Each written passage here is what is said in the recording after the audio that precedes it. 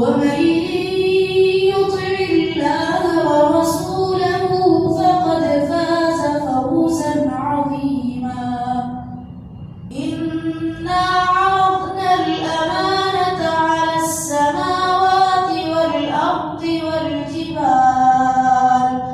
والجبال فأبين أن يحملنها وأشفقن منها وحملها الإنسان إنه كان ظلوما جهولا.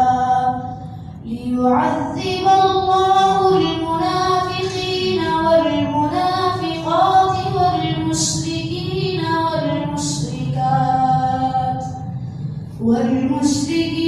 والمشركات ويتوب الله على المؤمنين والمؤمنات وكان الله